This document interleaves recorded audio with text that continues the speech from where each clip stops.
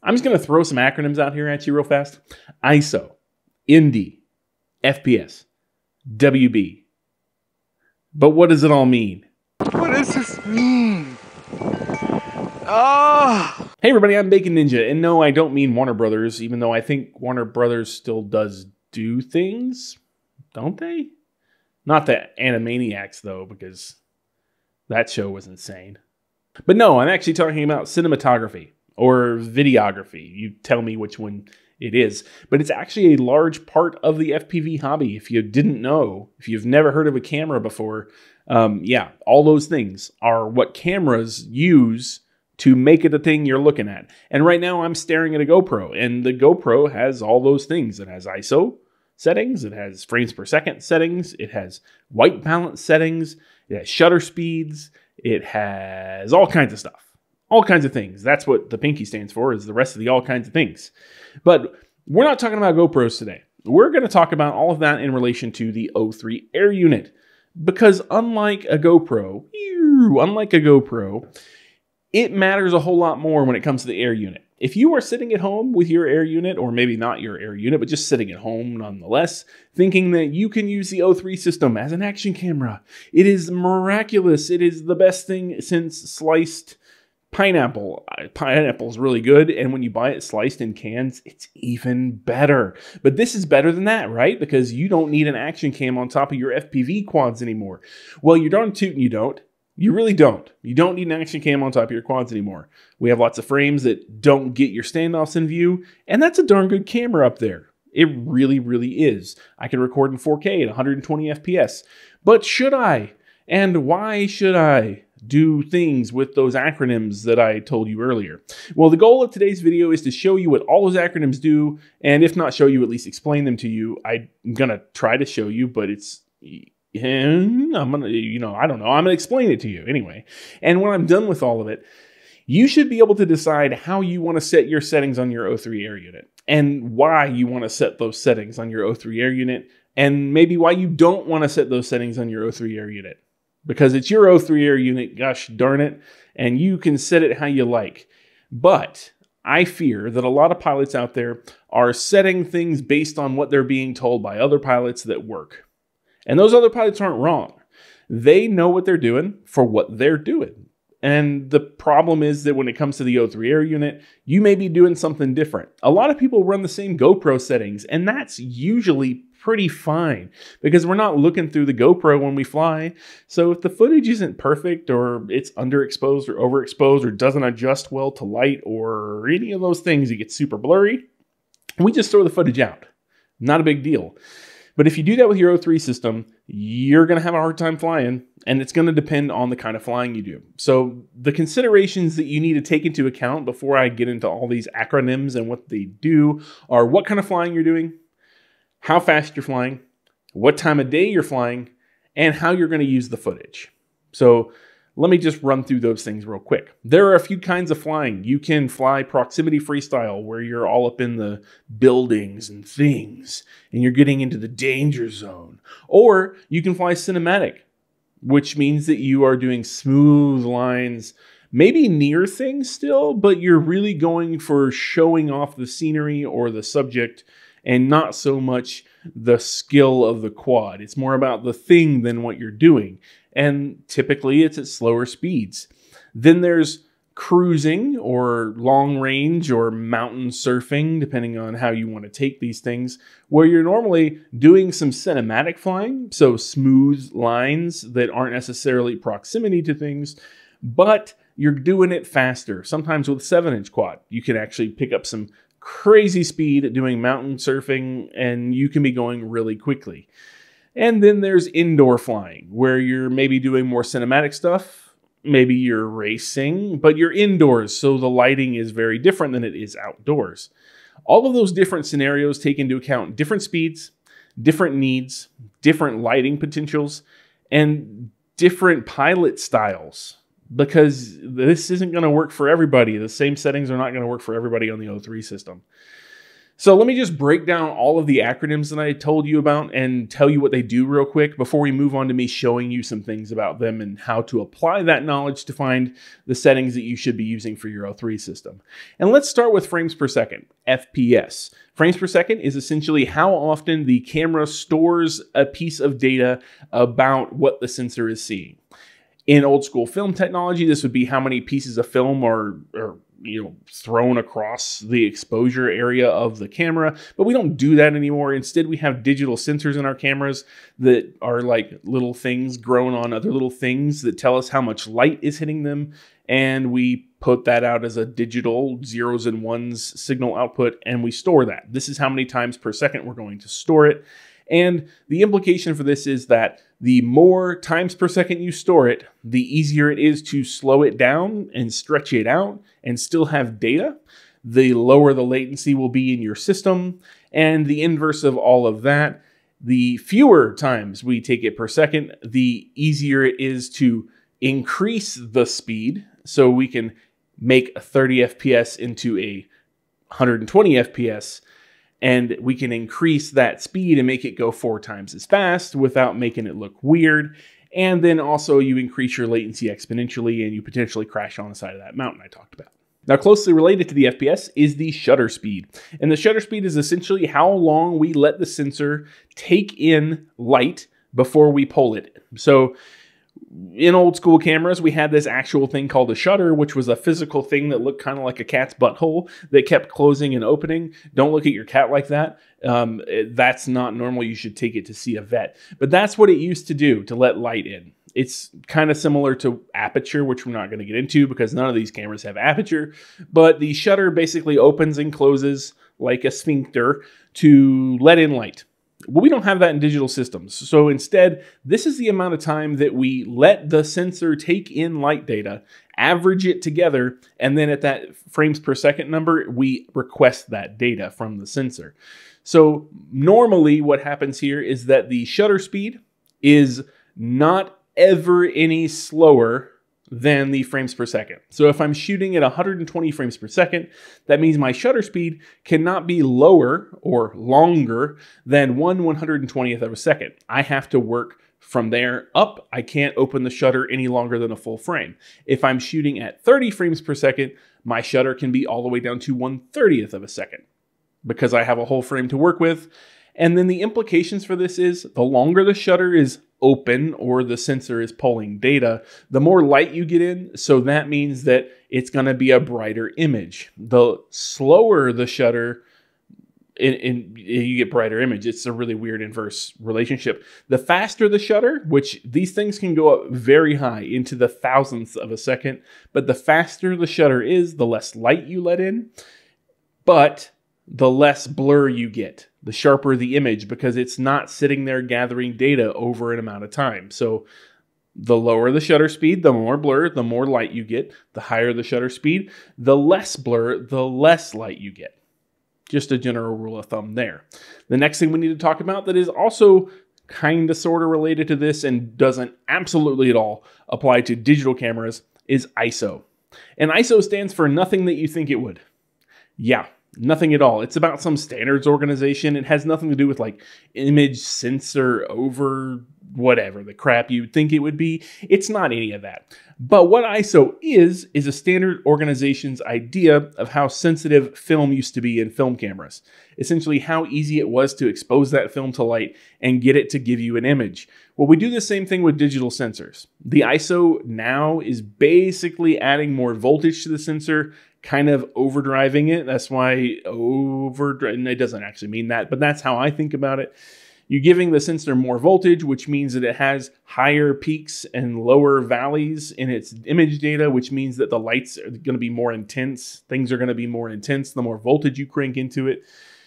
But with ISO, we can make a nice bright image by cranking it up, or we can make a nice clean image by lowering it, but it gets darker. But as we crank the ISO up in dark environments, we also add noise or little speckles that go everywhere. The speckles are terrible, and the darker it is, the worse they are, and the higher the ISO is, the worse it is. So we have to use a combination of shutter speed, frames per second, and ISO to get what's called our exposure correct. And the exposure is the image's ability to have detail, essentially. The exposure can be ruined in a couple of ways. Either the highlights can be too much, which if you see on my forehead right now, nearly always the highlights are too much because I just don't have a good enough camera to control this the way I want to. So you can't see the horrible, horrible wrinkles that are in my forehead, even though they exist, because I've blown out the highlights. The highlights are too much. It is overexposed. And then if I were to crank it down really, really far, you would see that I've underexposed the image, which means everything is too dark and I still can't make out any detail. So the exposure is the ability to make out detail in the highlights or the lighter points and the lowlights or the shadows. If you have done your exposure correctly, you'll be able to make out an even amount of detail in both. And good news, because in the goggles, if you pull up the camera options, there is a little indicator that tells you how much your exposure is close to what it should be. And that's where we're going to start with the rule of thumb about how to get all this working. And I'm going to tag one more on here, and it's the white balance. White balance is only something you should mess with if you intend to color grade your footage. If you don't intend to color grade your footage, it's kind of a pain to mess with because you have to set this every time you go out flying. It will be different in every scenario you have. And what white balance is the temperature, the color temperature, that's how we talk about light, of the white objects in frame. So right now, the camera lighting that I have is 4000 K. That's the temperature rating of the camera lighting I have. And it's a little bit on what would be called the cold side. Or in other words, it turns whites into kind of a bluish tint. And then if you crank that up past 6000 K, you go more in that direction, the higher number, it starts to turn the whites more yellow or orange, more like sunlight. So the reason you have to mess with this is because when you go outside, you kind of have naturally orange light. That's what sunlight is. And in order to get the whites to look white, you kind of have to adjust this number to make the whites look correct. Same thing with indoor lighting. It tends to be cooler, so you tend to have to warm up the lighting indoors. So typically when you're outdoors, you'll use a lower temperature number, lower K. And when you're outdoors or indoors, you'll use a higher temperature. I hope that was super confusing.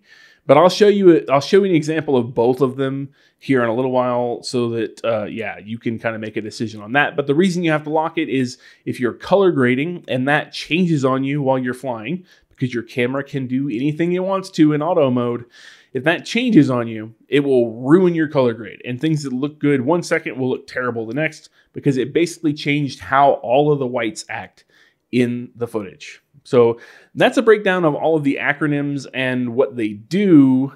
Now let's talk about how we put that into practice. And we're going to do it with this handy dandy drill you see spinning right here, making weird looking things with a straw attached to it. That's how we're going to do it today. Because what that is for is to help you decide how much motion blur you want in your footage, because that is a place to start. You have to decide how you're going to use the footage, how you're going to fly, how much motion blur you want, and then we'll talk about lighting in a little bit here because that's going to be related very soon. But you have to decide how much motion blur you want before you can really set the first setting that we're going to talk about, and that's going to be the frames per second. So the more motion blur you have, the lower we're going to need to run the frames per second. The more motion blur you want, we have to leave the shutter open longer, the shutter speed, so we have to crank the frames per second down. The more motion blur you want, the worse the latency is going to get in your goggles, because remember, this is the same camera you are flying with. So we need to consider that in the kind of flying you're doing, because when things start to blur, you start to hit them. Yeah, it's entirely possible, unless you are doing some slow cinematic shots or you're mountain cruising and you're staying away from things. The faster you go, the more it blurs. The lower your FPS and shutter speed are, the more it blurs. But you have to decide how much motion blur is right for you. And to do that, I have several options here spinning around, and that can kind of show you by the straw blurring in the image how much motion blur you get out of different things. And you can see from these that the higher the shutter speed is, the less motion blur you get, and the more choppy the image looks. So it's a trade-off between having the image look stroby or choppy and having the image look smooth. Typically, when we're shooting stuff for like TV consumption, we don't do a lot of the choppy. I, as a pilot, have a hard time with that because I fly so fast that when I use standard amounts of motion blur, it becomes a horrible mess. And I wind up having to go to more choppy stuff because I just can't have a mess of motion blur. So you have to decide how you're going to use your footage. And if you are going to use your footage with a bunch of motion blur, make sure that you pick a frames per second that allows you to have that much motion blur. So if you need to get a whole boatload of motion blur, you might run in 30 frames per second with a shutter speed of 1/60, which we'll talk about how to figure that out in a second. And you're going to get a ton of motion blur, but you're going to have a ton of latency. Just don't forget, the more motion blur you have, the more likely you are to have a ton of latency. And that is more likely to put you into, I don't know, a tree or an elephant or maybe like a hippopotamus. I don't know where you're flying, but it could happen because you've got a bunch of blur. And after you've decided what FPS you're running and have an idea about how much motion blur you are going to need, let's talk about the 180-degree rule. Have you ever heard this before? It is a holdover from really old cameras that basically it would control how much shutter was open or how long the light was exposed to the film whenever camera film was a thing. If you don't remember camera film, I do because I'm old like that. But if you don't remember camera film, you had to expose it to light and it had to take time and things. So the 180-degree rule is basically that you take your frames per second that you're running. Let's say you're running 60 frames per second. You double the 60 part to 120 and you set your shutter speed, to 1/120. And that will give you the standard amount of motion blur for what people kind of were shooting at for movies most of the time. If you need less motion blur, you go above the 180-degree rule. So you might do a shutter speed of 1/240 or double half the time of the one I just gave you. Or if you need more motion blur, you might crank it down to 1/60, which is a whole lot of motion blur. The closer you get to your frames per second, the more motion blur you get, the more light you will have in your sensor. And that's where the next thing comes in, ND filters. Because once you've picked your frames per second and once you've decided how much motion blur you have no longer have control over how much light is coming into the camera. Because you have just told it, I want to shoot in 60 frames per second, and I want you to hold that shutter open for 1/120th of a second. And however much light comes into you, by golly, is how much light you're going to give me. And it has no other option but to do that for you. So the next thing you need to consider is an ND filter, sunglasses for your drone. Because if you find that setting your shutter speed and your frames per second means that your image is suddenly super bright, you'll want to throw one of these on here. Now they come in different variations. I have in here an 8, 16, 32, and 64. And the higher the number is, the more powerful the sunglasses are. So essentially all you have to do is slap one of these on the front of your quad and see what it does. Does it make it dark enough? If it doesn't make it dark enough, go up a step. But wait a minute. How do we know if it's made it dark enough or not? Because in your DJI goggles, if you go down to the camera settings menu, there's actually this thing here that shows you a positive or negative number based on how exposed the image is according to your camera. So you can actually just look at that thing, and if it's a positive number, you know your image is too bright. If it's a negative number, you know your image is too dark. And there's a good chance that if you're setting this stuff and you're flying outside, the number is going to be positive. So slap one of these things on it until it gets close to 0. Now let's say you can't get that close and you wind up going too dark. Let's say your image is too dark. You can't put one of these on there because that won't do it. That won't do it for you. That'll just make it even darker. Unless you want to pretend like you're flying, like some person who's blind and plays the piano. You want to fly like that person, don't go slapping these on if your image is already too dark. What you need to do then is go to your friend ISO, because ISO is the only way you can bring the light up without either affecting the amount of motion blur or the number of frames per second you're shooting in. So you take your ISO and you start at 100 because that's the lowest and the least terrible looking. So you start at 100 and then you crank it up it'll duplicate. So 100 goes to 200, 200 goes to 400. You crank that up until your image says close to 0. And then guess what? You've only got one thing left. That's the white balance. So you head on over to the white balance tab and you take a look at something white. So if you're outdoors, find maybe like a stripe in a parking lot, something you can sit your quad next to find the right white balance. And you just go to messing with this thing in your goggles and you decide that you find the right white balance by making sure the whites aren't blue and making sure the whites aren't yellow. They want to be right in the middle, and that's where you set your white balance to. And like I said earlier, that number is going to be different in every lighting case. The more golden hour light you have, the lower the temp's going to need to be. The more like indoor fluorescent lighting you have, the higher the temp's going to need to be to make the whites look correct. So that's going to change every time you fly. And what I'm just giving you there is essentially how to lock every setting on your quad. Now remember, we talked earlier about the implications of locking these things. You don't have to lock everything because there are trade-offs for this. There's a bunch of trade-offs for this, and that's why we're talking about it in terms of the DJI O3 system. Now that you know how to lock it all, let's talk about why maybe you shouldn't lock some things. Okay? Let's talk first about why I don't lock my shutter. I don't lock the shutter on my cameras. I lock the frame rate, which obviously is always really locked in the DJI system. And then I lock my white balance because I want to color grade later, so I take the time to find the right white balance. And then I normally lock my ISO. And I lock my ISO down as low as I can go. If I'm flying at night, that means my ISO might be kind of high. It might be 800, 1600, something like that. But I put it in a place where my compensation or the exposure value number is close to 0 without it getting too grainy. I try to make it not too grainy. And then if I'm flying during the day, I lock it at 100. And I do lock it at 100. But what I don't lock is my shutter. I don't lock my shutter at all.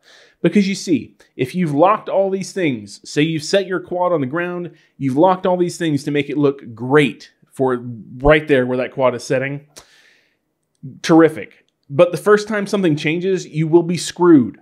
The first time a cloud comes over, it will get dark. And then suddenly, how you saw the nice branches on that tree is gone. Totally gone. You can't see the branches anymore, but you're still flying. So you can either come back and change your settings, or you can let something exist to change the amount of light that is getting let into your camera. And the one to pick would be the shutter in this case. It means you're going to lose motion blur. It means you're not going to have a lot of motion blur. But what you will have is the ability to go from light places to dark places and not crash your quad. There you go. So that's why I leave my shutter as auto. Now, if you are one of those people who can't stand when it changes light conditions, the camera does this thing where it gets bright and dark and bright and dark, and you're flying in places where that's going to happen a lot, you might do something different. You might, because if you lock everything, that will completely go away, but so will your ability to adjust for lighting conditions, because it just can't happen. Now, you're probably out there yelling at me, or some of you are, or you're writing a furious rage comment in the comments below about, hey, Bacon, you could do that same thing with just the ISO if you lock the shutter and then let the ISO do the work, because the ISO just makes the images brighter or darker too, right? Totally does. You were totally right. I could lock the shutter and I could do it with ISO, but you know why I don't do it with ISO? Because the first time a cloud comes over, it will adjust. But then it's going to go to grainy junk. It's going to look like this, the grainy junk. Terrible. Terrible. I don't want it to look like that. I don't want it to be grainy. I would rather let the shutter do its thing, and that's what I choose to do. Now, again, if you want to lock everything, you lock everything. But as a pilot, I want to be able to see things when the lights change because I'm flying with this camera. It is not my GoPro. It's not like I can just come home and throw the footage out when the lighting changes. That's why I leave that on auto. But whatever you do, if you're going to color grade, the only thing you should not leave on auto ever if you're going to color grade is white balance. You can consider leaving your shutter on auto. You can't leave frames per second on auto because that doesn't work.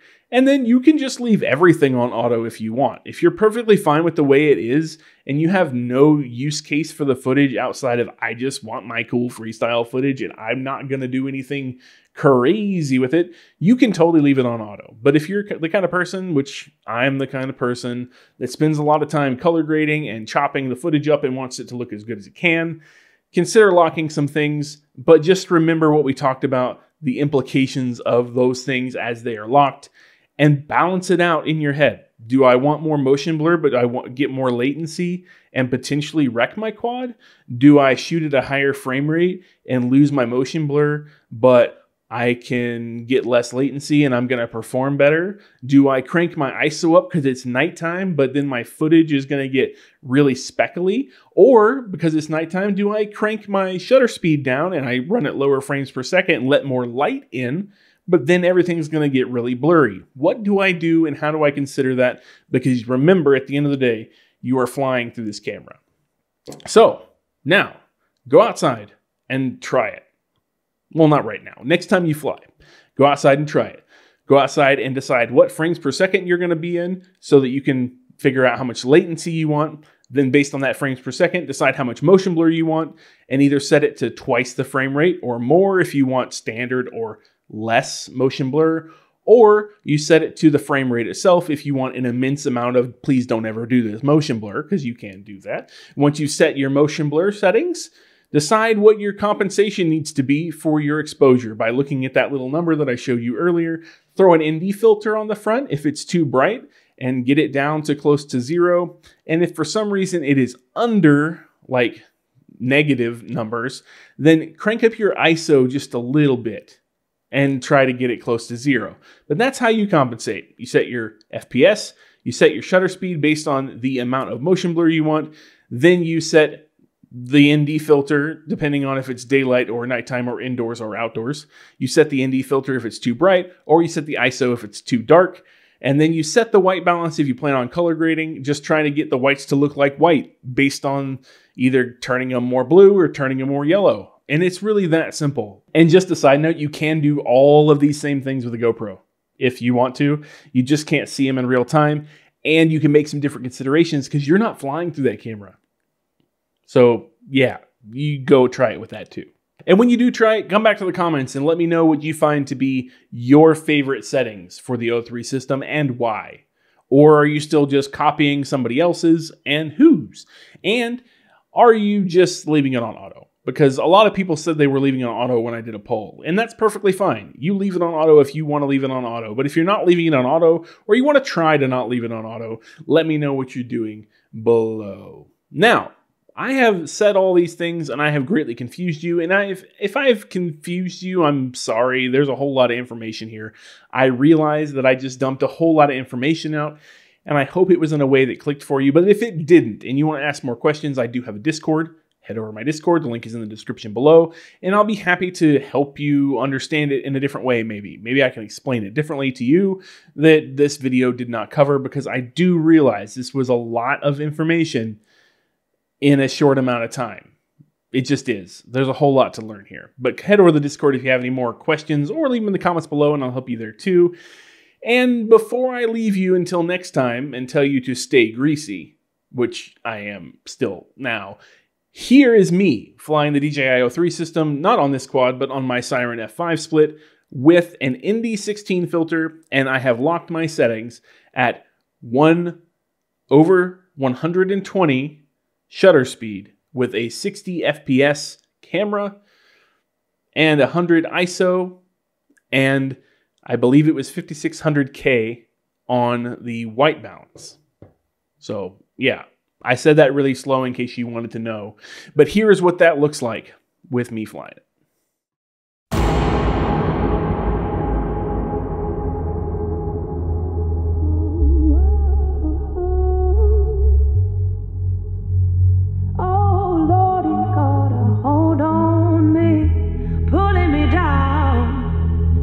Follow wherever he leads. Well, he's taking me under. I can't breathe. No, I can't breathe.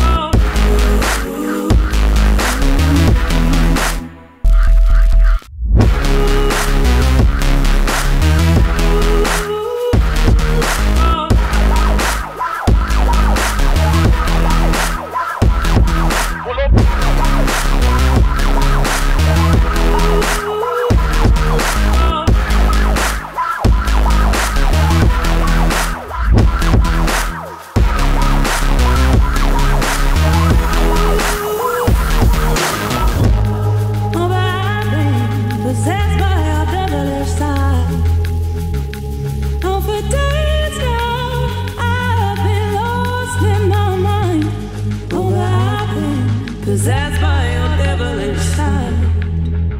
Oh yes, I've been obsessed by the devil. Oh yes, I've been addressed by the devil divine.